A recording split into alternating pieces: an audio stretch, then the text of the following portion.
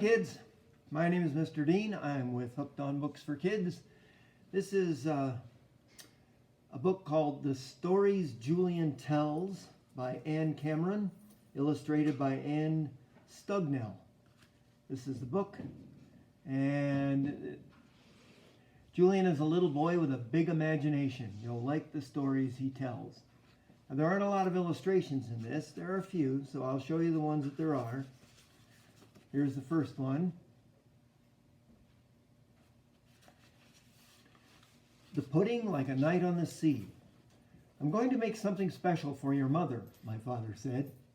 My mother was out shopping. My father was in the kitchen, looking at the pots and the pans and the jars of this and that. What are you going to make? I said. A pudding, he said. My father is a big man with wild black hair. When he laughs, the sun laughs in the window panes. When he thinks, you can almost see his thoughts sitting on all the tables and chairs. When he is angry, me and my little brother Huey shiver to the bottoms of our toes. What kind of pudding will you make? Huey said. A wonderful pudding, my father said. It will taste like a whole raft of lemons. It will taste like a night on the sea. Then he took down a knife and sliced 5 lemons in half. He squeezed the first one. Juice squirted in my eye. Stand back, he said, and squeezed again. The seeds flew out on the floor. Pick up those seeds, Huey, he said. Huey took the broom and swept them up. My father cracked some eggs and put the yolks in a pan and the whites in a bowl. He rolled up his sleeves and pushed back his hair and beat up the yolks. Sugar, Julian, he said, and I poured in the sugar. He went on beating. Then he put in lemon juice and cream and set the pan on the stove. The pudding bubbled and he stirred it fast. Cream splashed on the stove. Wipe that up, Huey, he said. Huey did. It was hot by the stove. My father loosened his collar and pushed at his sleeves. The stuff in the pan was getting thicker and thicker. He held the beater up high in the air.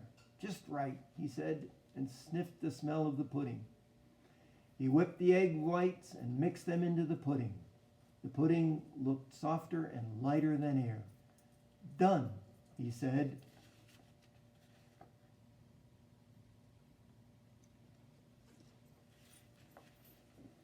He washed all the pots, splashing water on the floor, and wiped the counter so fast his hair made circles around his head.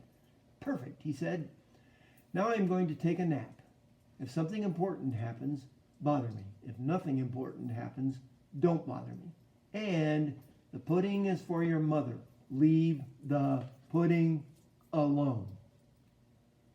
He went to the living room and was asleep in a minute, sitting straight up in his chair. Huey and I guarded the pudding. Oh, it's a wonderful pudding, Huey said. With waves on the top like the ocean, I said. I wonder how it tastes, Huey said. Leave the pudding alone, I said. If I just put my finger in there, I'll know how it tastes, Huey said. And he did it.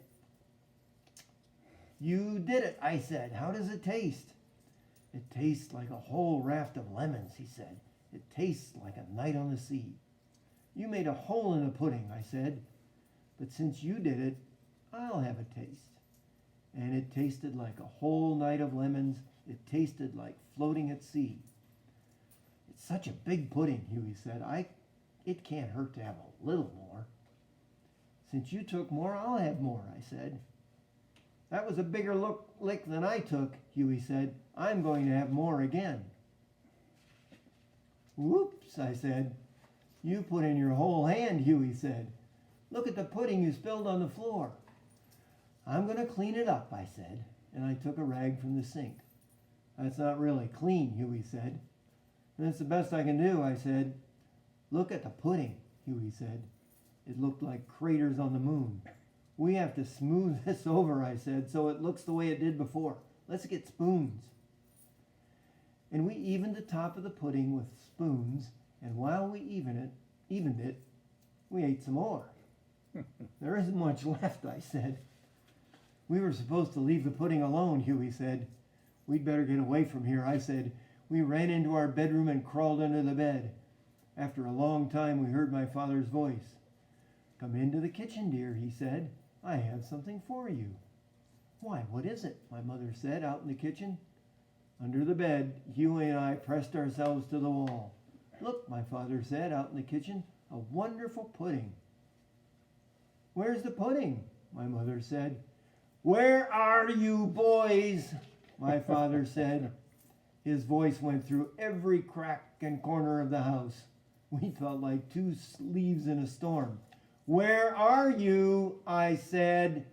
My father's voice was booming. Huey whispered to me, "I'm scared." We heard my father walking slowly through the rooms. "Huey," he called. "Julian." We could see his feet. He was coming into our room. He lifted the bedspread. There was his face, and his eyes like black lightning. He grabbed us by the legs and pulled. "Stand up," he said. We stood. And there you can see them under the bed, hiding, and Dad looking at them, and he's not any too happy, is he? "What do you have to tell me?" he said. "We went outside," Huey said, "and when we came back, the pudding was gone." "Then why were you hiding under the bed?" my father said. We didn't say anything. We looked at the floor. "I can tell you one thing," he said. "There is going to be some beating here now. There is going to be some whipping." The curtains at the window were shaking. Huey was holding my hand. "Go into the kitchen," my father said, "right now." We went into the kitchen. "Come here, Huey," my father said. Huey walked towards him, his hands behind his back. "See these eggs?" my father said. He cracked them and put the yolks in a pan and set the pan on the counter. He stood a chair by the counter. "Stand up here," he said to Huey. Huey stood on the chair by the counter. "Now it's time for your beating," my father said. Huey started to cry. His tears fell in with the egg yolks. "Take this," my father said. My father handed him the egg beater. "Now, beat those eggs," he said. "I want this to be a good beating." "Oh," Huey said. He stopped crying, and he beat the egg yolks. "Now you, Julian, stand here," my father said. I stood on a chair by the table. "I hope you're ready for your whipping." I didn't answer. I was afraid to say yes or no. "Here," he said, and he set the egg whites in front of me. "I want these whipped and whipped well." "Yes, sir," I said, and started whipping. My father watched us. My mother came into the kitchen and watched us. After a while, Huey said, "This is hard work." "That's too bad," my father said. "Your beating's not done." And he added sugar and cream and lemon juice to Huey's pan and put the pan on the stove, and Huey went on beating. "My arms hurt from whipping," I said. "That's too bad," my father said. "Your whipping's not done." So I whipped, and Huey beat and beat. "Hold that beater in the air, Huey," my father said. Huey held it in the air. "See," my father said, "a good pudding stays on the beater. It's thick enough now. Your beating's done." Then he turned to me. "Let's set those eggs white, Julian," he said. They were puffed up and fluffy.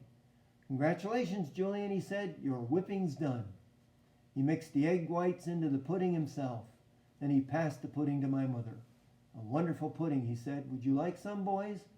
"Oh, thank you," we said. She picked up a spoon. "Why, this tastes like a whole raft of lemons," she said. "This tastes like a night on the sea." And that's the first story in this book. So if you get hold of this book, you'll want to read the rest of them.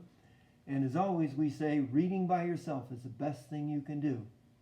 So whenever you get your hands on something to read, read it. And that's the end of our story, and we'll see you next time.